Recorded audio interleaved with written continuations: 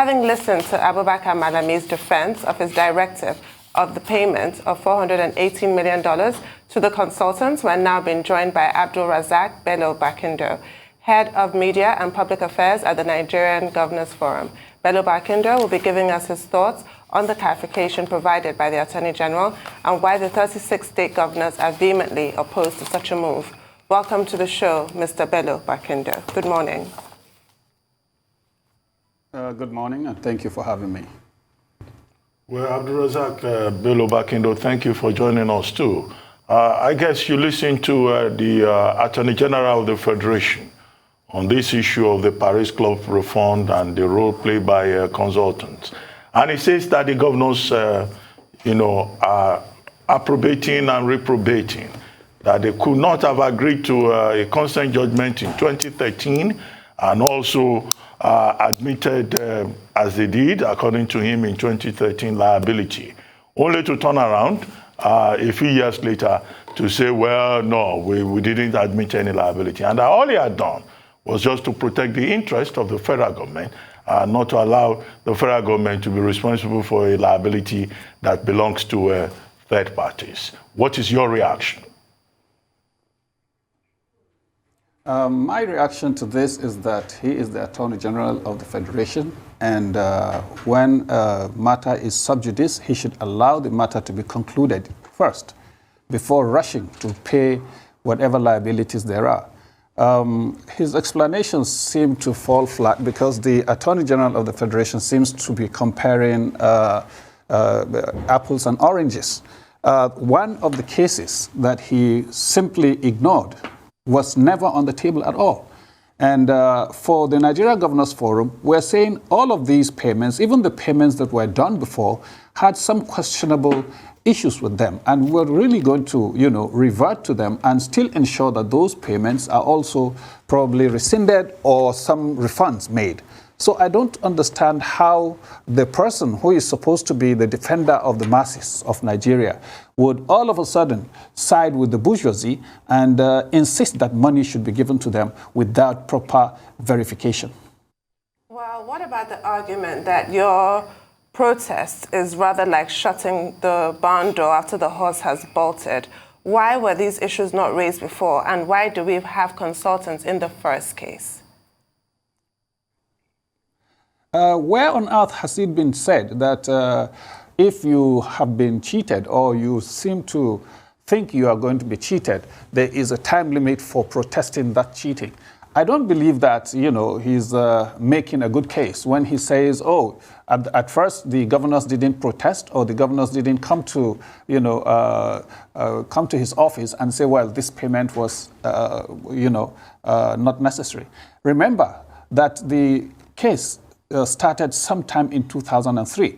This is something that has been on and has been going on, and there has been a rotation of governors. Several governors have come and gone. Several chairmen of the Governors Forum have come and gone, and each would have his own, inner circle team and who advises him on legal matters and things like that. So if another group of governors come and say, well, this thing is not properly handled, they need to listen to each other. And in the Governors Forum, there are SANs, there are serious, top-notch lawyers, and they have been putting heads together and coming up with decisions to solve this matter. For all we care, we are saying that this matter is currently in court.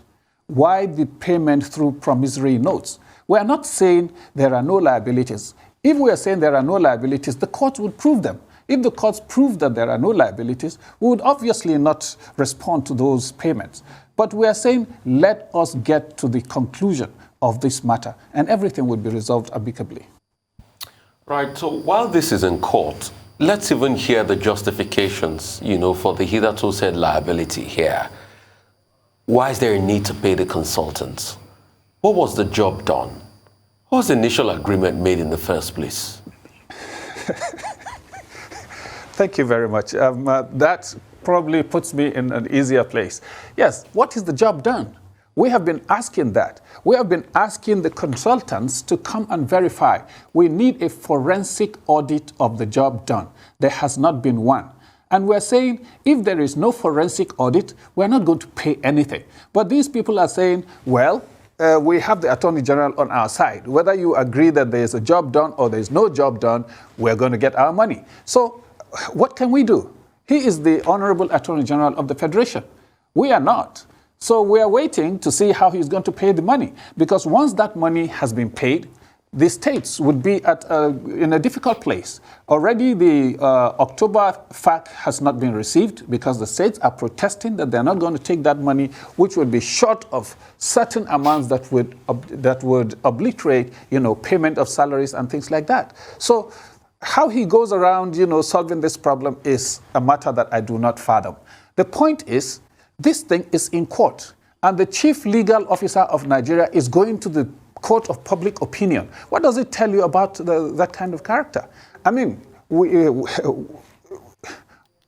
are supposed to be, we're supposed to listen to whatever comes out of court, not whatever comes out of the media. But he first ran to the media. That means he has probably exhausted, the powers that have been, ascribed to him as the HAGF, and now is returning to the, to the public to help him, adjudicate this matter.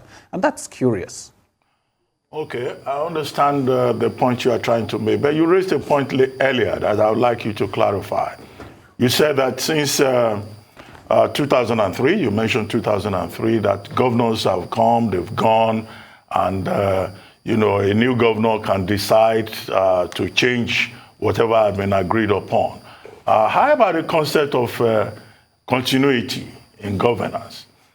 Are states not bound by, agreements entered into by by a preceding governor? I would like you to clarify that point. And the second point is, okay, what is the best practice in this kind of situation? The Paris Club of Creditors assist countries who are having issues with their finances, with debt payment and all that. Do you have consultants at the point of negotiation? If you don't have, so why will you have consultants at the reform stage? Is this standard practice? What is the best practice in other jurisdictions? This thing has a history. That's why I mentioned the year 2003. The history is such that it's a bit befuddled. When these reforms were about to be made, I understand there was one of the consultants who even threatened to sell off, the Nigerian house in London. And that ensured that the president gave an express order that that consultant be settled immediately so that he does not embarrass the federal government. This thing went very smoothly and he was paid. Over $100 million. Now, of course, everybody knows what that is. And over time, the NGF allowed every consultant who had a business to do with either Algon or any of these parties in the Paris-London Club refund to present their matter or their cases and get paid, which was done over, I think, close to 2 years. Between 2016 and 2018, we had handled roughly, over 60, 70 consultants who were paid. Now, curiously, all of a sudden, some more consultants and some of the older ones began to resurface with all sorts of demands. And these demands were not plausible at all. And of course, the new sets of governors said, well, we have to look into these. Now, I'll give you one very clear example, and that's that of Panic Alert. Panic Alert said he reviewed a judgment, a 20-page judgment of the 2013-14, 16-19 controversy in the Governors Forum. And he reviewed that judgment for the man who lost the election. That is the then governor of Plateau State. And all of a sudden, he demanded for $7 million as payment for a review of a 20-page document. If it were your money, Ruben, would you give it? Would you give $7 million for a review of a 20-page document? I mean, these are the kind of frivolous, demands that kept coming. And the Governors Forum said, no, we're going to look into this very, very strictly and assist and, see that they are really genuine before they are paid. So these are the kind of demands that we're talking about. And for the Honorable Attorney General of the Federation to simply think that these people just deserve their money, whether they are verified or not, is to me something that I cannot, explain. Well, it has been reported that $17 million was paid for lawyers to write a letter. So really anything is possible when we're in the realm of the absurd. But another issue I'd like you to address is the claims that the DSS was sent to verify the services rendered by these consultants and that they verified those services. Can you address that issue?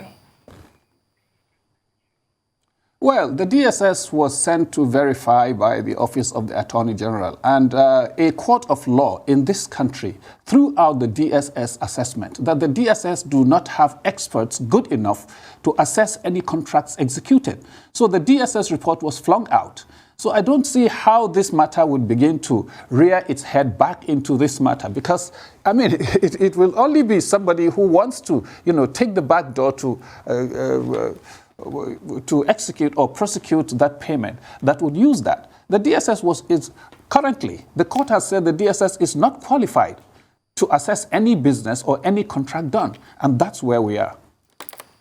So for me, another question will be even the independence of the verification. I mean, what should be the modus operandi for the independence of that verification, maybe forensic audits and the likes?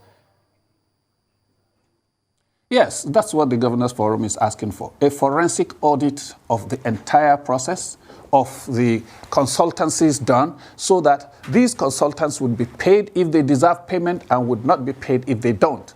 The point is, someone is saying, even before the conclusion of the forensic audit, we are going to give them money. Now, if you give them money, how are you going to get it back?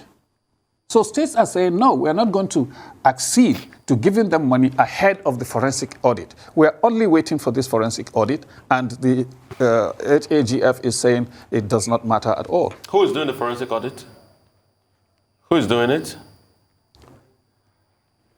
Well, experts would be consulted, would be paid to do it. Okay, Bello-Barkindo. The AGF was very firm and clear when he said all of these objections being raised by the Nigerian Governors Forum would seem to be belated. Do you think beyond the litigation in court, there's another way, another option for resolving all of this? I would have thought that if they were belated, the courts would throw them out and say this is too late to come. But if the courts would accept to sit on them, I think the AGF should wait for the courts. He is the chief legal officer of this country. I'm not going to engage him in legalese. But the most important thing, as far as I know as a layman, is that we wait for the courts to adjudicate on matters before actions are taken. There's no more, no other way out. Well, just not to put too fine a point on it, what exactly is the issue with the AGF's, in your opinion, unseemly haste to make these payments? What are you accusing him of exactly?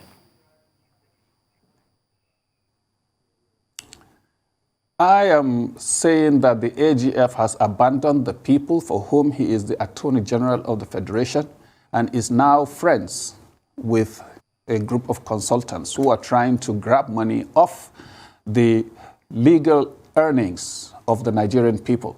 And this is going to affect not just the poor masses, it's going to affect you, it's going to affect me, it's going to affect everybody who has a little change in his pockets to throw around. Because at the end of the day, these people who are not going to be able to be paid are going to come to you to ask for a certain leverage. And that's what we're trying to prevent here. We're saying this money belongs to the poor Nigerian masses and let it go to them. If there is any reason why it should go to someone else, so be it. But let the facts of the matter be ascertained first. So who are these consultants? Because we keep talking as if they're maxed or something. Who are these consultants? And what informed the use of these consultants in the first place? What informed this state government or, employing these consultants to run around this deal in the first place? Who are these consultants? Well, there are about there are 4 permanent consultants that we're talking about here, and there are some other appendages that come in as consultants. They are all on the press release that I issued. And the thing that they did, actually, is that when the Paris-London issue came up, a lot of consultants, lawyers, accountants came to the Algon and other offices and said they could bring back that money because that money had been hanging since, way before 2003. And of course, a lot of states and local governments would say, if you are able to bring out this money, we are going to give you a certain portion of it, which is normal.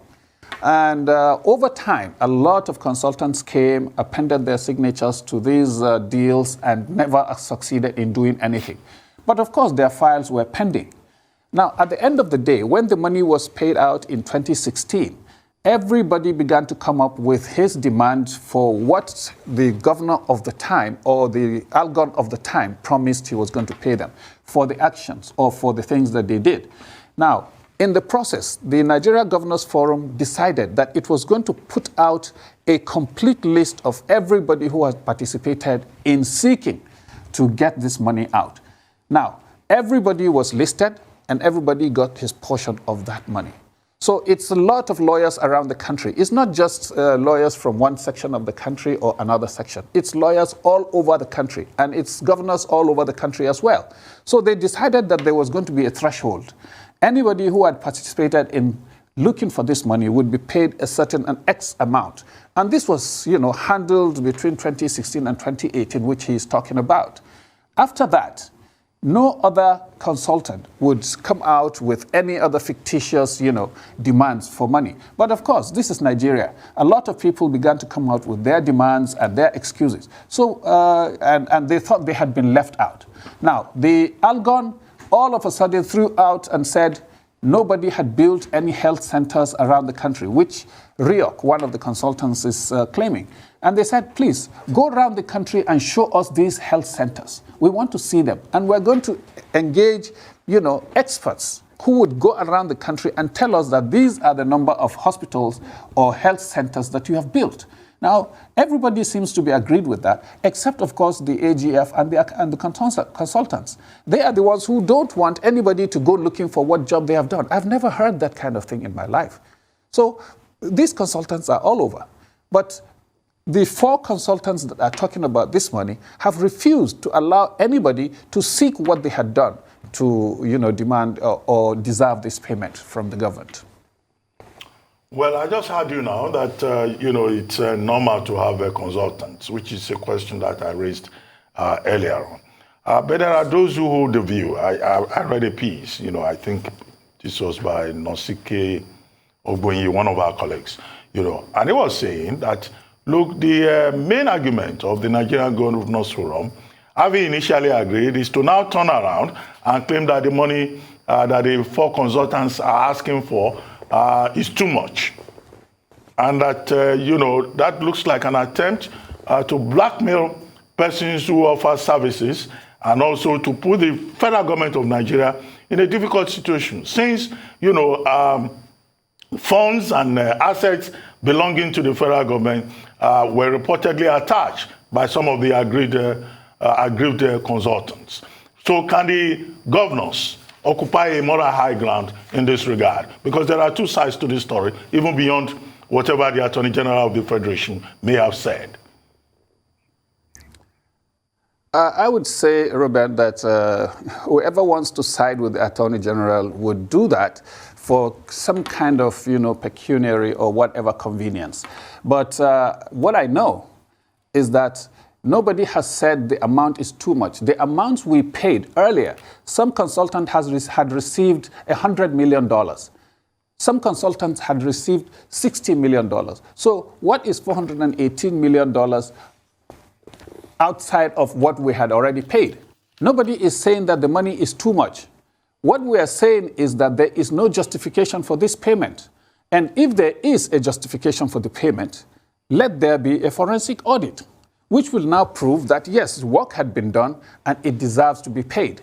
Why is there a hurry to issue out promissory notes on work that has not been verified? In the press release that the spokesman to the Attorney General issued out, there was a place where he said monies were paid after the jobs were verified. Why is this one not, good for verification? That's what I'm asking.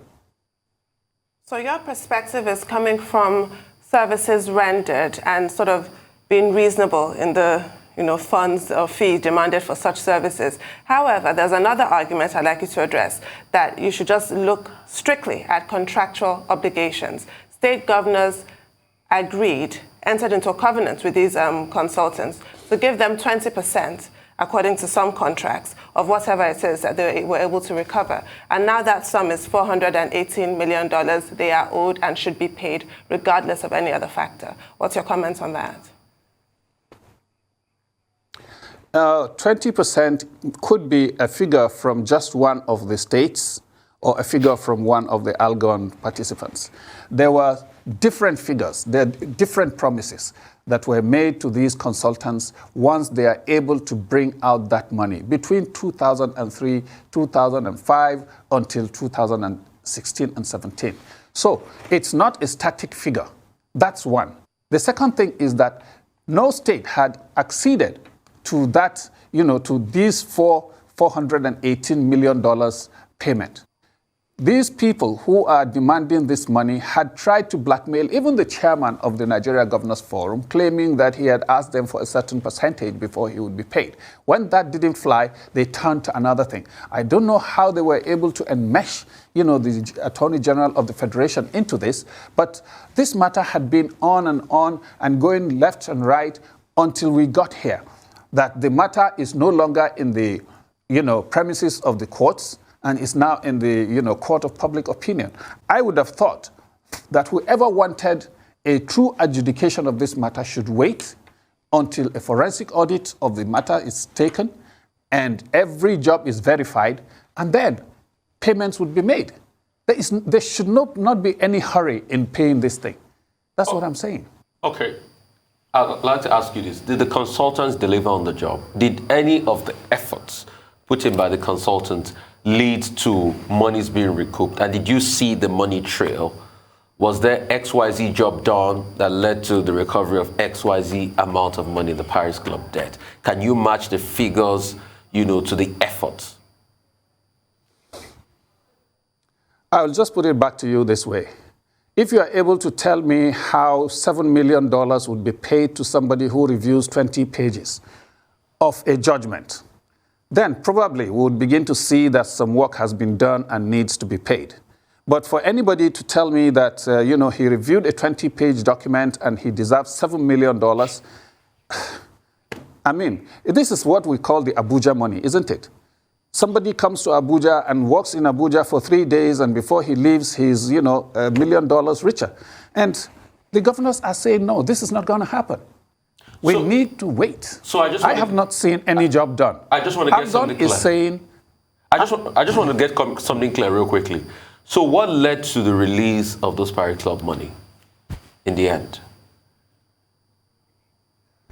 Well, I think the President Muhammad Buhari was very gratuitous, excuse me, in allowing the release of that money, because that money has been sought since the days of President Obasanjo, President Jonathan, and so on.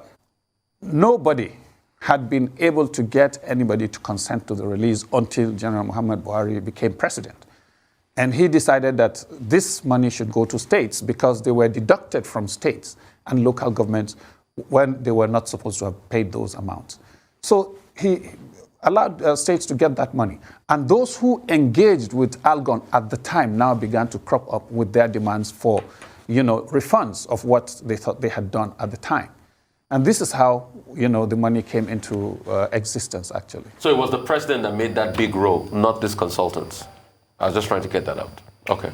No, it was the president. Yes, it was the president, yes. The House of Reps Minority Caucus also got involved in this matter on the side of the governors. And the resolution of the Minority Caucus in the House of Reps was an appeal to President Muhammadu Buhari to halt the payment. The payment of these promissory notes through the Debt Management Office is supposed to take up to 10 years. And you say you are surprised that the president gave his approval. Despite the fact that, there is a case in court, Femi Falana SAN, counsel to the Nigerian Governors Forum, is already in court. Do you think there's a possibility that the president of Nigeria can possibly change his mind and look for another option in this matter? Because basically what the NGF is saying, NGF is asking for forensic audit, Governors Forum is saying the payment is the claims are opaque and the payment is dubious and all of that. Is there something that the president of Nigeria can still do since the buck stops at his desk? I would think, Ruben, that the best option is to allow, the matter to be settled by the courts. There are so many cases regarding this matter, and they are going from left, right, and center. So if anybody is interested in the fight, because we are dealing with very senior lawyers, remember? These are all SANs, and they know their way along around the legal system. So if they are not confident that this matter would end in the courts, then there must be something wrong. I mean, we're not talking about, daycare lawyers and things like that. We're talking about SANs.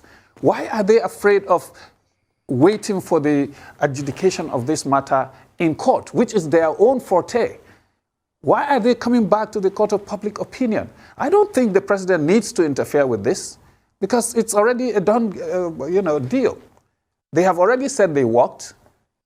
They are supposed to be paid. And the owner of the work is saying, no, I'm not satisfied with what you did. Let us do a forensic audit. What is so difficult about that? This is not nuclear science. This is just going to court and coming out. Right. Is this not the case that the governors who did the original deal are now out of office? And how is this different from theft and being accessories to corruption after the fact? No, I don't think this is where Ruben's question comes to play. The issue of continuity. Yes, governors have always, aligned with the decisions that have been taken earlier, and they are still with them.